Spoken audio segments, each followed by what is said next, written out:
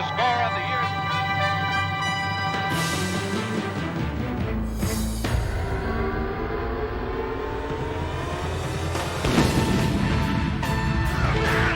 We're gonna be here all day, baby. I like this kind of party. Rush the quarterback.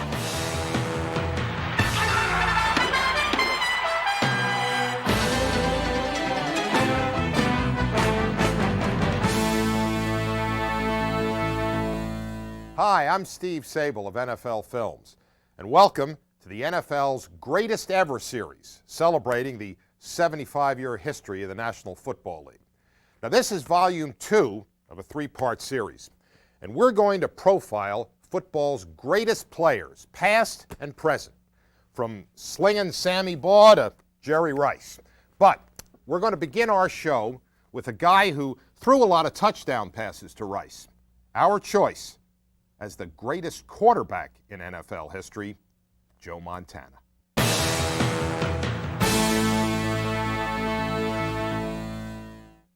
Even in his 16th and final season, Joe Montana still could make it look oh so easy. Flash 59, Razor. 39 seconds.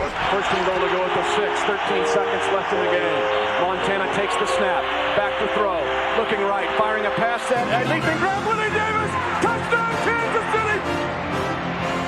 Touchdown, Montana Magic.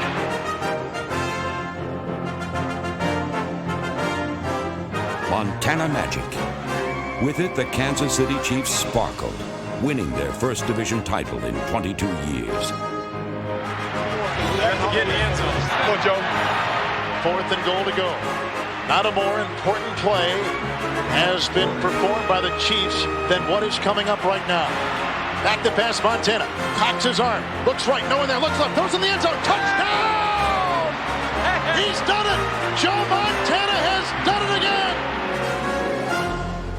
Montana Magic.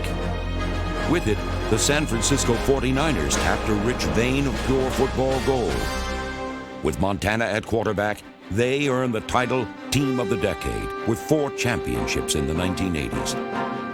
And in his 14 years with the club, Montana earned the league's most valuable player honor twice. He was a 7-time Pro Bowler, and 3 Super Bowls ended with his crowning as MVP. He was in every sense a true master of the game. It's never been a more competitive, a more complete quarterback at understanding our offense and understanding the game itself than Joe Montana. For all the arguments you receive and the positions that people take as to who is the best, Montana has to be considered the very best when you look at his overall record and his championship games and everything that goes with it. NFL fans saw the magic of Joe Montana in his first full season as a starting quarterback. There, he drew a line in the sand, a challenge to all opponents that defined his legendary career. Everything hangs in the balance now. The season, the outcome of a Super Bowl berth hangs in the balance. He has the ball. Montana rolling out the right. Looking toward the end zone. Throwing under pressure. Throws his pass. Caught by Clark. Clark got a touchdown. Dwight Clark has it. It's a touchdown for the 49ers. In defining Montana Magic, the first element was a steely toughness and resilience that focused the efforts of the entire squad. The teams that have beaten another team by a big margin have come back the next week and played terrible. And that is not going to happen to this ball club. I ain't bullshit. We've opened the door. We're going to go through it next week, and we're going to kick ass and take no prisoners the week after. But personal success was only gained through fierce struggle, where Montana battled back from injuries that would have ended the careers of less determined men. He has been the kind of guy for us that is more or less led by example. You look at him, he's just sort of a frail, skinny-looking guy. He takes some wicked shots from time to time, but he comes back every single time.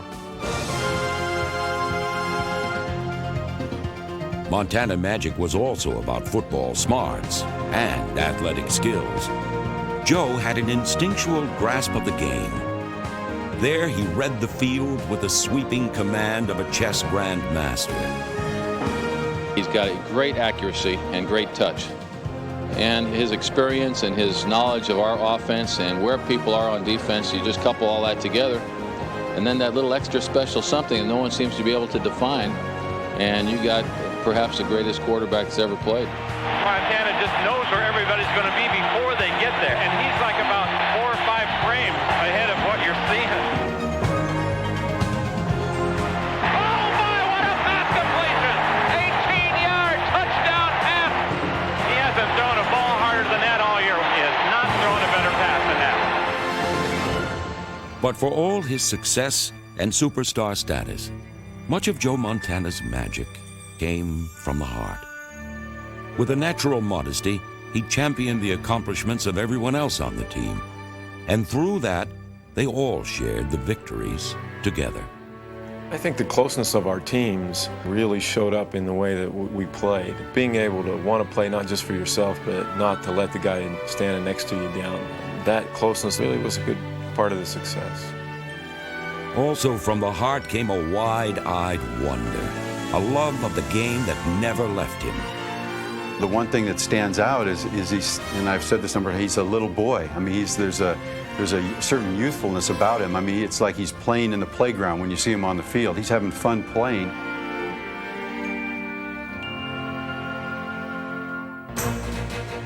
In defining Montana magic, the final element is certainly the most memorable, the one that stands at the center of his legend.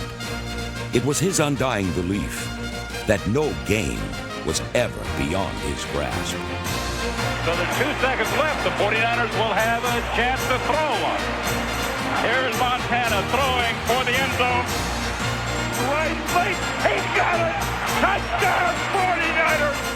He's like Indiana Jones. He can go up against odds, and he just believes in himself. He believes that nothing can stop him. And Joe just has this one tangible that it's hard to describe, but it equals wins. 3rd down. Montana to throw. Throws long for Rice down the sideline. He's on the 30. He's like a great racehorse. A great racehorse knows when it's a Kentucky Derby. They know when it's important. They know for some reason there's a lot of money on the line. You put Joe Montana in a big game, I don't care if you've had him in an isolation cell for 10 days before that, he'll go out on that field and he'll know it's important and he'll play good.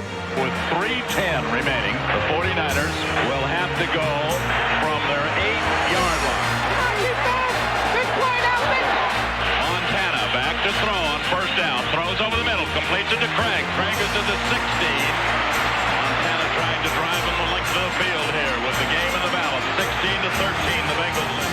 Joe Montana, during that drive, he displayed all the confidence in the world, and he never says anything. He's able to do it through his persona, his confidence, the level, the way that he calls the play, the way that he explains it in the huddle, the way that he's able to make it all work. Montana to throw, completes it up the middle to Craig. Craig is down to the 36-yard line. And he came into the huddle, and I was like yelling and screaming, "Come on, let's go. Let's get it going. This is the biggest drive of my life. If we want the ring, we got to go out and get it." And he looked at me, and it was during one of those long TV timeouts they have in the Super Bowl, and he looked at me and he goes, "Hey, H." You know, that's what he calls me, Harris, H. "Hey, H, check it out." I go, "What?" And he goes, "Hey, look over there in that end zone." And I look there, and he goes, "Hey, there's John Candy." And I go, "John Candy?" And sure enough, John Candy's sitting there eating some popcorn, and I look at him, and I look at the clock, and there's 3 minutes to go in the game, of the biggest game of the year. And he's so relaxed that, and then all of a sudden the TV timeout ended, and next thing I know, we're marching down the field for the winning drive. Montana back to throw. Throws over the middle. A fine catch by Rice. Rice into the 20. He's down to the 19 for a 1st down for the 49ers. Go back to throw. He looks. He throws. He completes it to Craig. He's down to the 10. 39 seconds remaining. Montana at quarterback. Back to throw Montana. Steps up, throws. Touchdown! 49ers! Touchdown! A 10-yard pass. The 49ers have scored with 34 seconds remaining. And the 49ers have won the Super Bowl. You see, when you've got Montana magic, it all looks so easy. The University of Notre Dame has sent more than its share of players to the NFL. We just saw a feature on an Irish quarterback who was great for many, many years. But what about greatness for a single season? Who had the greatest individual offensive and defensive seasons ever? Well, we selected two other Notre Dame graduates, Paul Hornung's 1960 season and Alan Page's 1971 season.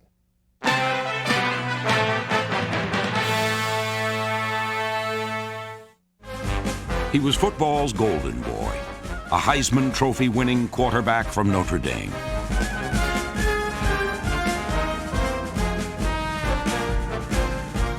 In 1957, Paul Hornung was the first player selected in the NFL draft. 3 years later, in 1960, under head coach Vince Lombardi, Hornung had the finest offensive season in NFL history. Hornung switched from quarterback to halfback when he joined the Packers. His passing skills helped make him a most versatile player. But in 1960, his ability to score points, an NFL record 176, made him football's most valuable player. In just 12 games, he scored 15 touchdowns, made all 41 of his extra point attempts, and when he wasn't exhausted, connected on 15 field goals. It wasn't tough if I didn't have to run a 40-yard pattern on third down with him. A lot of times I did. I never said to him, I could have said, you know, coach, on third down, when it's 3rd and 32 or 3rd and 18, if you're going to throw a long pass pattern, I sure wish you would put Tom Moore in or Elijah Pitts so I could get a breather. That would have never gone with Lombardi. No. You know, he might have taken you out and left you there. Lombardi probably never conceived of resting Hornung, who, along with fellow Hall of Fame runner Jim Taylor, made up one of football's all-time great backfields. They were a pair that complemented each other on and off the field. Being the fine person, the high quality values that he had, he certainly had very strong leadership qualities off the football field. Come on, quit laughing, man. Quit laughing. The broads that he brought in. The broads that he brought in, that's the name of the game. You do your job on the field, and if you're bad on the field, and you be bad off the field with the chicks, all right? Notorious off-field activities made the Golden Boy a glamour boy. But it was his on-field relationship with Taylor that made him a scoring king. I used to tell Taylor, I said, look, Jimmy, the reason why you and I get along so well is it's your job to run the football from the 20-yard line down inside the 10. Now, when you get it down there, that's it. That's as far as you go. I don't want you scoring any touchdown because it's my job to take it from a yard in. I can handle that. You know, now if you keep doing it the way you're doing it, we're going to get along well. I'll block for you as hard as I can. I'll do my job, and everything will be fine. Because you're going to run the ball 30 times. I'm only going to get to run it 10. But hopefully my 10 times is inside the 10-yard line. It was that way.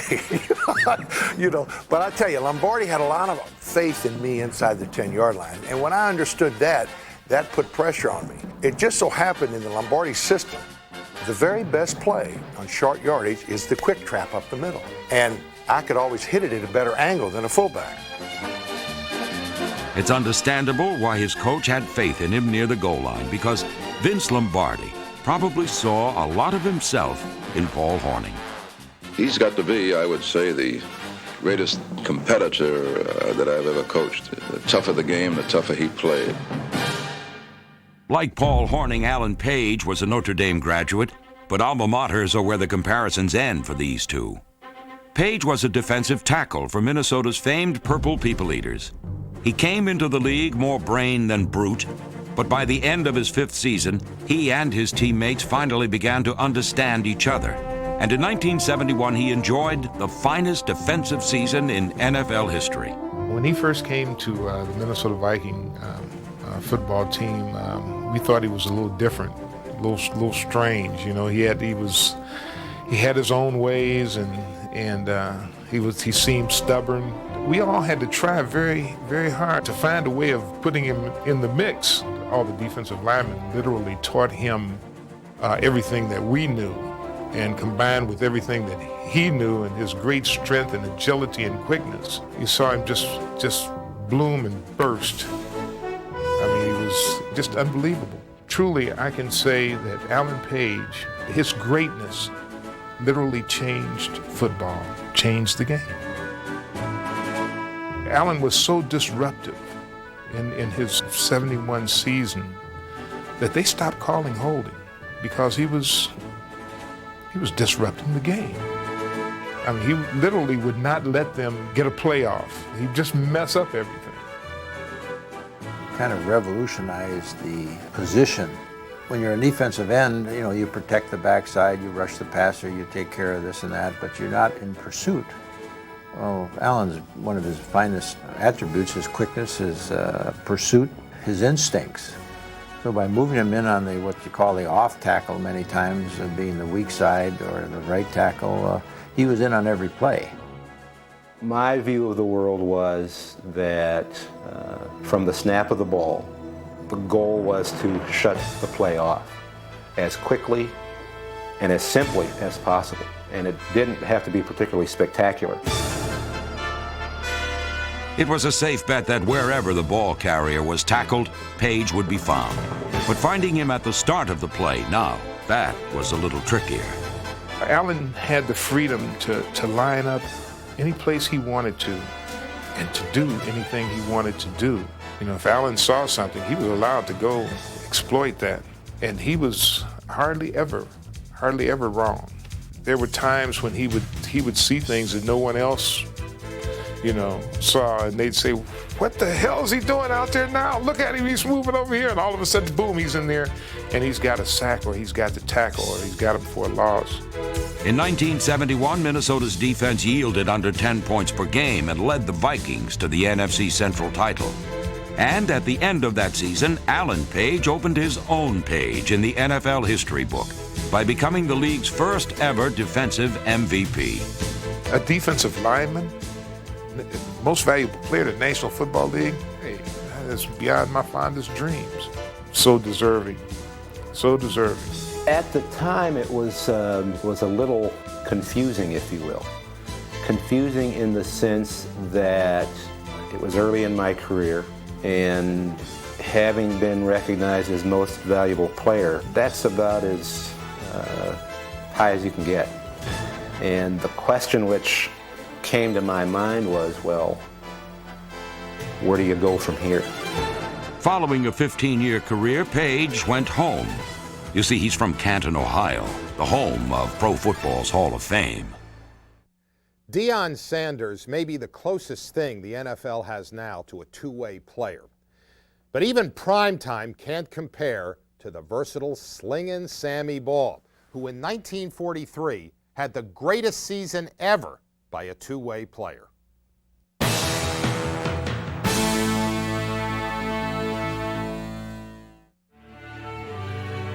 In his day, Washington Redskin quarterback Sammy Baugh was Pro Football's version of the natural.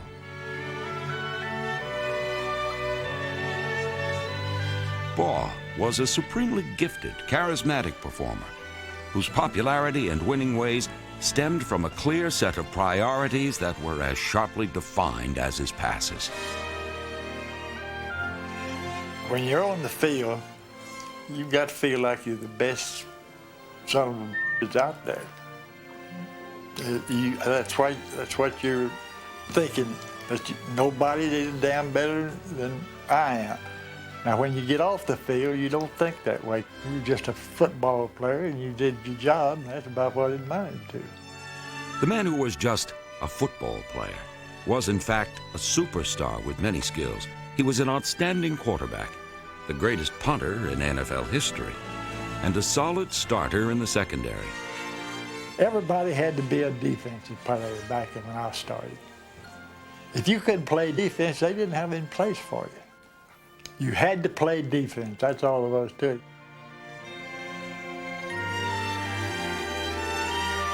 Sammy Baugh reached the peak of his pro football prowess in 1943. As a defensive back, he led the league with 11 interceptions.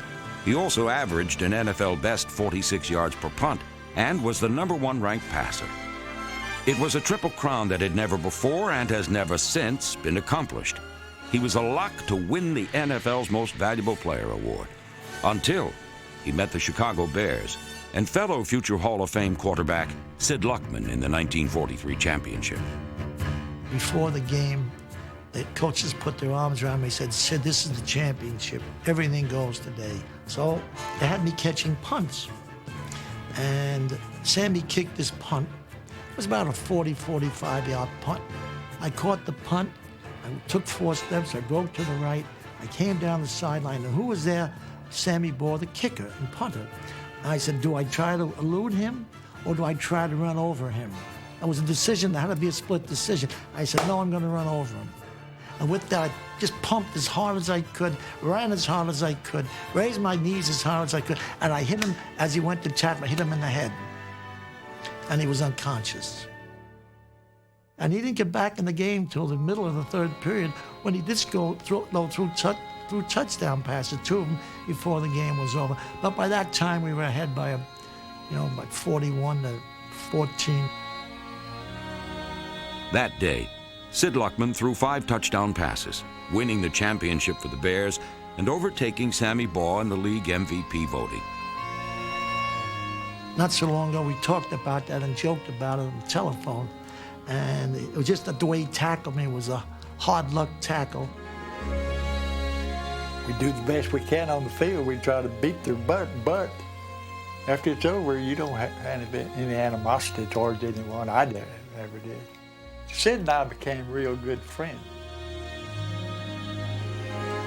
Sammy Baugh's career achievements include leading the league in passing a record 6 times, averaging an NFL record 45 yards per punt, and being selected to Pro Football's all-time team. But he never won the Most Valuable Player award for his accomplishments in 1943. Arguably, the greatest season ever produced by a pro football player. For our selection of the NFL's greatest all-around player, I put forth the name Ken Huff. Now, every career begins on draft day, and the greatest player's career began in the 1975 draft. The Baltimore Colts selected guard Ken Huff with the 3rd overall pick. The 4th pick belonged to the Chicago Bears. They had to settle for a running back from Jackson State. His name, Walter Payton.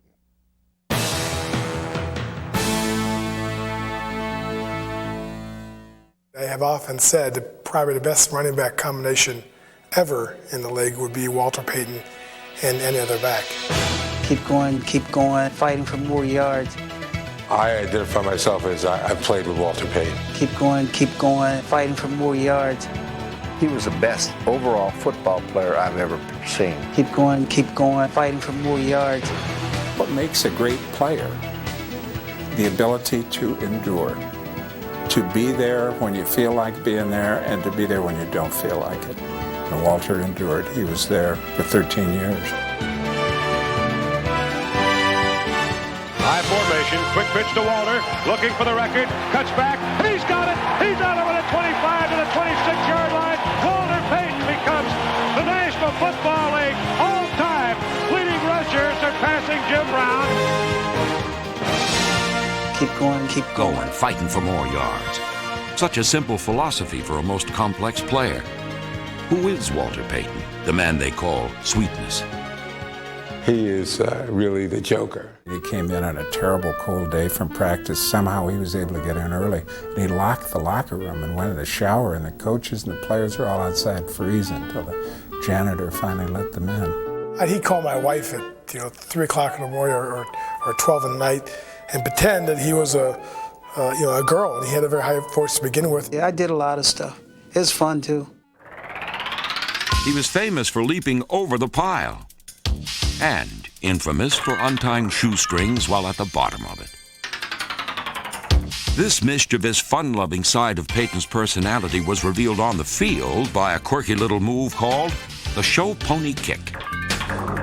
It's kind of a little signature he had when he'd break out of a pack and get some open ground. He'd make a little jump, actually, and a kind of a stride in midair. And to me, it reminded me of a little show pony galloping around the ring. While the show pony kick symbolized playfulness, another side of Payton's personality and running style dealt with a steadfast seriousness. he punished opponents. But first, he punished himself. He had a regimen that was that defied what the U.S. Marines would do. He ran hills endlessly, could bench press 400 pounds and leg lift 700. He loved to practice. And when this serious side of Peyton took the field, the show pony became a rampaging stallion. I always remember being on the field before a playoff game in '85 and hearing him in the middle of the huddle. And he sounded like a wild man. Kick ass, let everything hang out. Am I right? When you got an opportunity to hit somebody and to really nail somebody, that was what the game was all about. And I just didn't want everybody else to have all that fun on defense, so I took a little bit of defense over to the offense. Instead of being hit, I kind of attacked people and I hit them. Peyton was relentless, and he ran with a fury. It was like he was mad all the time. Just being able to watch him be explosive, I'm telling you, people just didn't want to tackle him. He punished him. He's a guy that you didn't want to play against week after week after week because you knew he was going to get you. Every time he had the ball, it was an explosion. I compared it to bat speed, and when Walter knew he was going to get hit, he put great bat speed on that tackler. I mean, he just exploded into tacklers. Great strength. You know, he had that flipper, as he called it, the forearm. Players used to to kid about how it was like Popeye's forearm. And if you watch the film, he would use that thing like a club.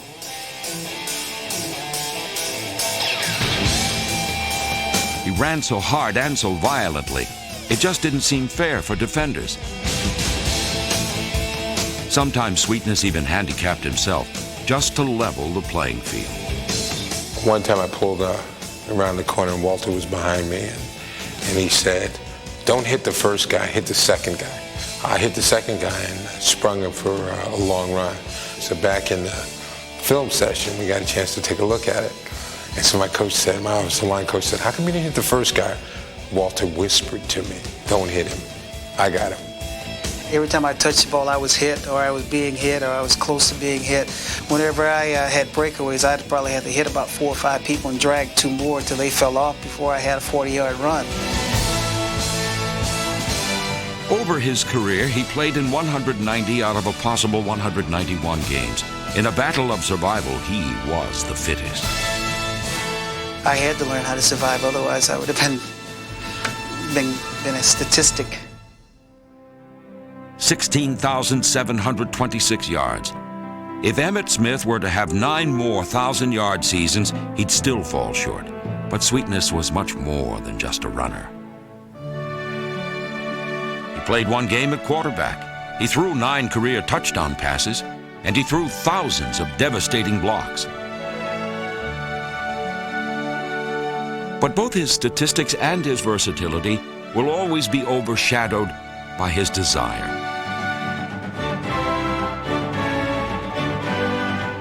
He was only 5 feet 10 inches tall, but no one who ever played the game had a bigger heart than Walter Payton.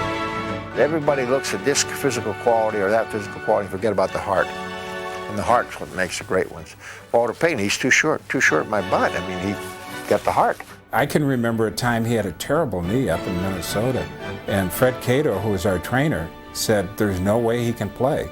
He gained 175 yards with a knee that nobody else would have dressed with. I mean, the day he set the single game rushing mark, he had the flu so bad he was throwing up and had a fever, and he ran for 275 yards. After 13 years, Payton retired. Surely no one had a tougher time saying goodbye to the game. He lost hard. He lost hard, and that was the ultimate losing, knowing he was walking away from it. He was a warrior. That's the way you have to look at him. And it's hard for a warrior to lose, you know. I can't imagine that Geronimo and Cochise and those guys took it too well when they lost that last time. Every warrior is remembered for his spirit and his battle cry. When you see a runner fighting for yardage, you'll see Payton's spirit. And if you listen closely, you might hear his battle cry. Keep going, fighting for more yards, more yards. Offensive linemen always seem to be undervalued and overlooked. But not in this show. For our selection of the greatest line in NFL history, we've picked a group with an unsurpassed combination of brains, brawn, and bravado. The 1976 Oakland Raiders.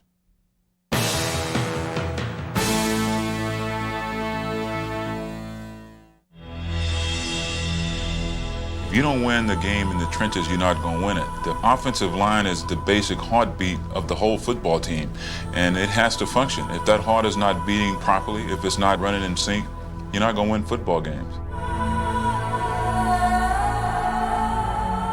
We were a power team. We were a team that we lined up and you knew we were coming. We were coming right at you. The 1976 Raider offensive line, from those who knew it best.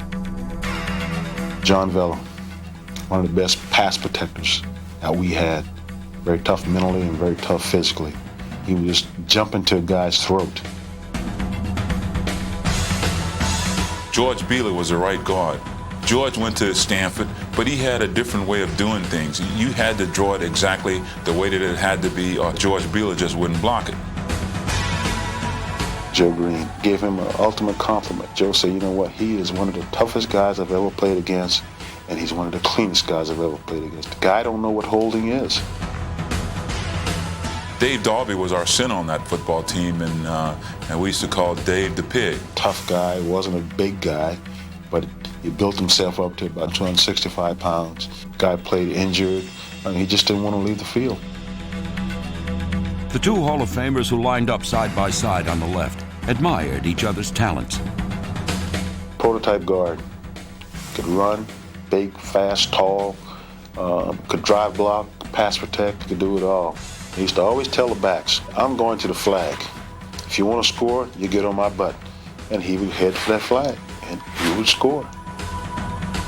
Playing next to him was really an honor, because what he would do is the days that I didn't feel like playing or practicing or whatever, he was always the guy, so you got to get it up, you got to keep it going.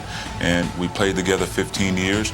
It was like the right hand knowing what the left hand is doing at all times, and that made us a unique unit. The demands placed on Raider linemen by the offense's basic design were also quite unique. Quarterback Ken Stabler needed more than 3.2 seconds to throw. And the success of the Raiders' power passing game depended heavily upon Shell and company creating clear sight lines. The Raiders' Fab Five shouldered the burden quite well. Pass blocking was very tough. It was very tough because we had to sustain our blocks a lot longer than other teams.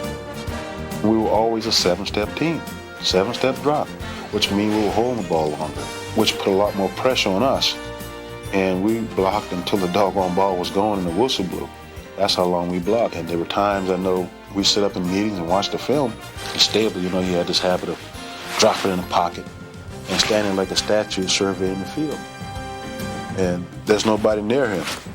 So we sit down in the meeting one day. Gene said, Snake, just kind of move a little bit left and right so they can think they get a little bit of pressure on you. Don't stand there like a statue. Just move a little bit to the left and move a little bit to the right.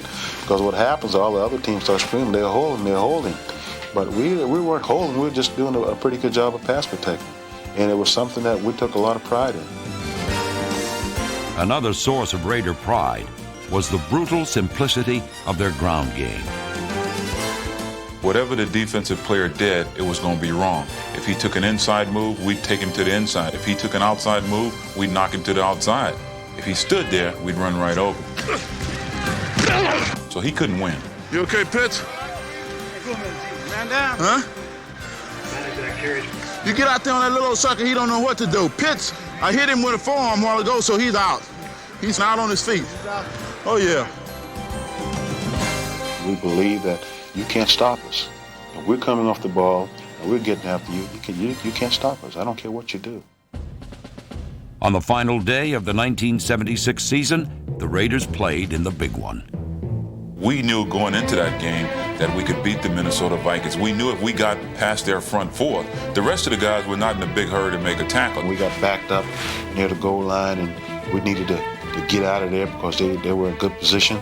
Clarence jumped out of there, and George Beeler pulling from the other side, and Van Eeken kicking out on the linebacker. And he jumped out of there and went 60-something yards on the play, I think it was. And so then I think John knew that we need to give Clarence the ball a little bit more today. Clarence Davis had his biggest day as a pro, and Shell actually contained Marshall to the point where he didn't make any statistics. He didn't have a sack, he didn't have an assist, he didn't have a tackle. It was almost like 10 men playing for them. The Raiders' starting 11 set a Super Bowl record for total offense, and it all began with 5 men up front. Bankston on the right side as a wingback. Stabler back to pass. A quick throw into the end zone. Casper, touchdown Raiders! In the history of pro football, no offensive line ever dominated a season quite like this one. To look back and to look at all of the lines that have ever been assembled and to be called the greatest, it's really an honor. I have a picture of that whole group, and we keep it, and it means a lot to us because we had a uniqueness about us. Long before there was an Air Jordan in sports, there was a phenomenon known as Air Coryell. Our selection for the greatest receiving unit ever is the San Diego Chargers threesome of Charlie Joiner, John Jefferson, and Kellen Winslow.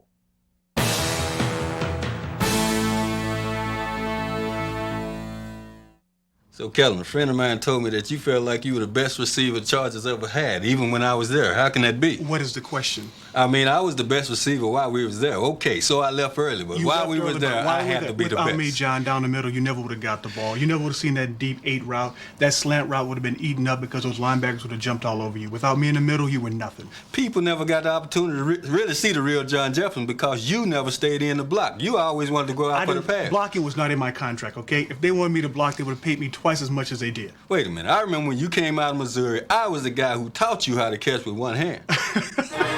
While there might be some debate as to who was the best individually, as a trio, John Jefferson, Kellen Winslow, and Charlie Joiner formed the greatest receiving unit that ever played in the NFL.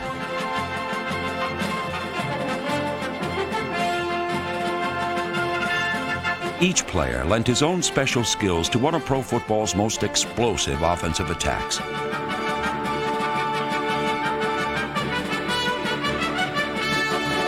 Built by head coach Don Coryell and piloted by quarterback Dan Fouts, Air Coryell was powered by its gifted and daring pass catchers. The most flamboyant of this group was wide receiver John Jefferson. JJ was our deep threat. He was our big play guy. When we ran that deep 8 route, that inside 8, or that quick slant, you miss John Jefferson, he's gone. Downfield, cut. He's up in 20, the 10, the 5, touchdown, San Diego. If the ball was thrown anywhere in his zip code, you knew that John Jefferson was going to catch that ball. If the defender was right there next to him, you knew he was going to come up with that football. And his timing on jumps when he's running down the sideline and jumping over a defender, unparalleled. In 1980, Jefferson caught 13 touchdown passes. He also led the NFL with over 1,300 receiving yards, while averaging over 16 yards per catch. Charlie Joiner's contributions to Jefferson's totals were often subtle, but highly effective.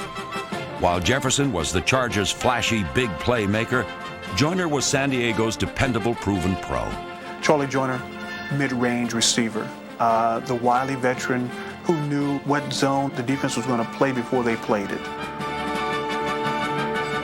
Who was so in sync with Dan Fouts, you became jealous of their relationship. You were envious of their relationship, how they worked so well together. For a time, Charlie Joiner was the NFL's all-time leading receiver, and in 1980, his talents produced over 1,100 yards on 71 receptions. With Joiner and Jefferson outside, San Diego's offense exploded with the addition of tight end Kellen Winslow, number 80, who led the league with 89 receptions in 1980. Opponents who chose to double cover the Chargers' wideouts were burned down the middle by a 6'5", 245-pound tight end who literally opened up the San Diego offensive attack. I think it opened up everything. I mean, it opened up the secondary because now you had to pay a lot of attention inside to the tight end. Now you had to keep some safeties home. Now the linebackers couldn't drop as deep to take a shot at you on those slants route that we spoke of. They all have to stay at home, which opened up a lot of things outside for Charlie and myself. And also, with Charlie and myself outside, it opened up a lot of things for Kellen when he came in. the numbers that this trio posted were staggering. We played the New York Giants in San Diego. It was the first time in the history of the National Football League that 3 receivers in a game, the true receivers, 2 wide receivers and a tight end, all went over 100 yards receiving in the same ball game.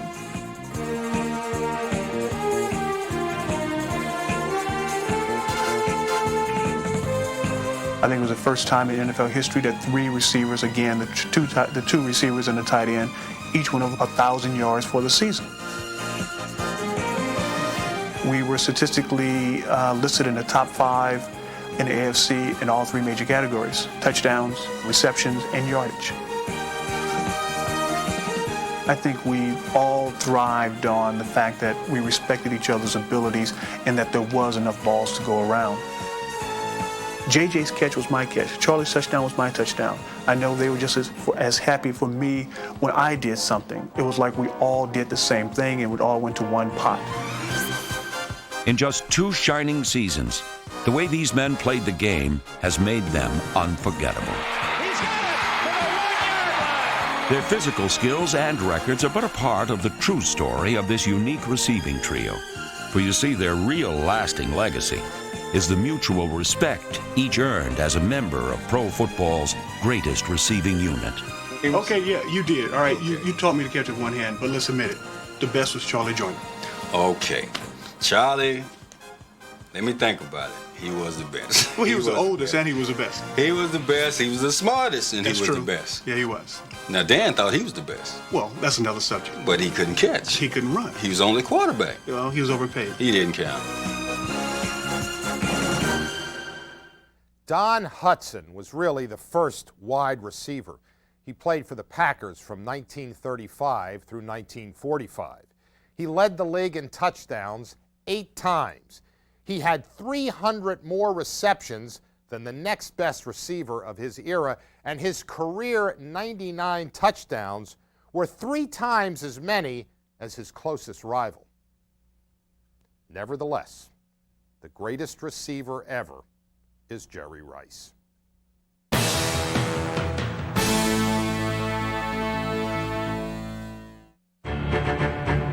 When everything is on the line, you know, I would like to have the football. I like having the weight on my shoulders. Well, there's 2 seconds left. The 49ers will have a chance to throw one, and Montana will get one throw. Here's Montana throwing for the end zone.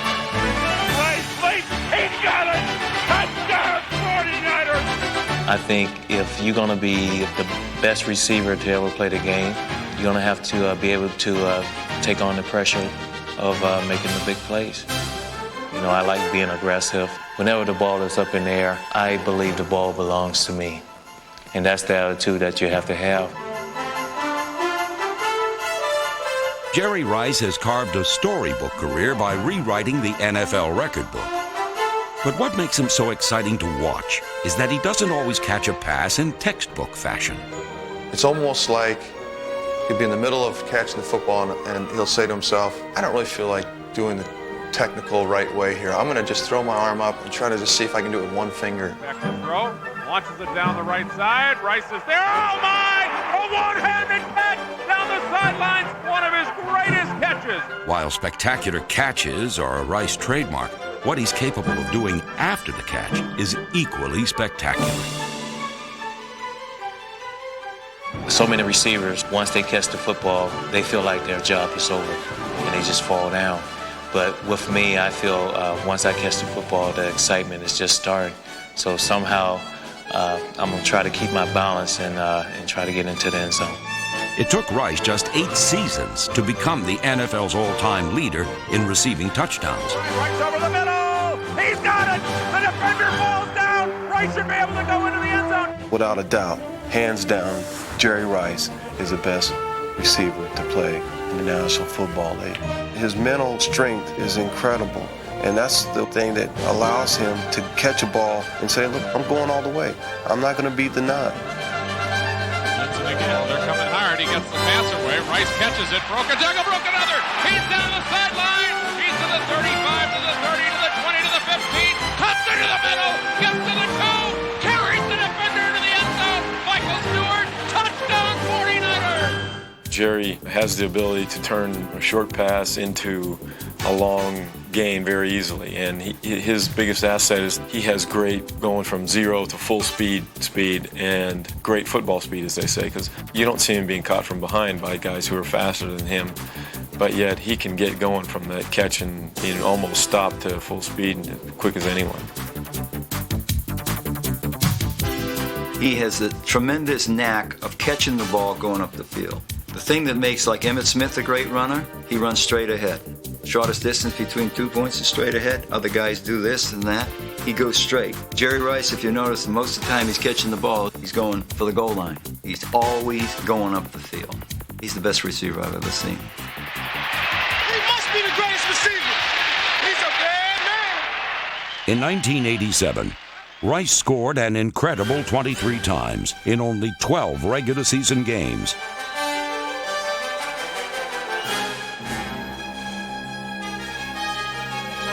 Number 80 has established himself as a touchdown-making machine. Out in front is Rice. He's there. He's got it. He's at the 40. It'll be a touchdown for the 49ers. 96 yards. Probably the only person that I've ever seen compete as hard as Jerry Rice is Michael Jordan. And the greatest thing that I see that Michael Jordan had is that his will to win, his will to compete. That's what Jerry Rice has, his will to be the best.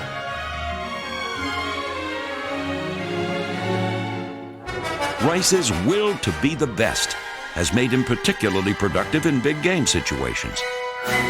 He holds the NFL mark for postseason scores, including a Super Bowl record 7 touchdowns. Montana to throw. He wants the end zone. Rice has got it. Touchdown 49ers. The 1994 season began with Rice needing to cross the end zone just 3 times to eclipse Jim Brown as the NFL's all-time leader in total touchdowns. Rice scored all 3 of those touchdowns in the season's very first game. With the 7th rushing touchdown of his career, Rice tied Brown at 126. Then, in true Jerry Rice style, he became the greatest touchdown maker in pro football history. And he is looking for Jerry. And Rice is there. And he's into the end zone. He's done it. Jerry Rice, in the 75-year history of the National Football League, is the touchdown scorer of the century. There's no one particular catch to describe Jerry Rice, whether it's a one-handed miracle, whether it's 2 hands over the top of the defender, or it's racing and streaking between defenders. Rice has done it every way. He passes Jim Brown tonight. He passes Walter Payton tonight. And he stands alone at the pinnacle of National Football League history. The greatest touchdown scorer in the entire history of professional football, Jerry Rice, number 127. I still have to pinch myself because I can't believe some of the things I have done here. It's really just for the love of the game, because when I go on the football field, I take a lot of pride in what I do. I like entertaining 60,000 people. I like for people to come up and say, well, Jerry, you had a great game. And we found so much enjoyment just watching you out there on the football field. So it's almost just like an inspiration thing, because you have older people that really get a joy out of what you do. In Volume 1 of the Greatest Ever series, we took a look at the greatest plays ever. We've just finished our review of the greatest players. I hope you'll join me in Volume 3. That's entitled The Game. That's got the greatest stories, feuds, single-game performances, and a lot of other good stuff. For NFL Films, I'm Steve Sabol.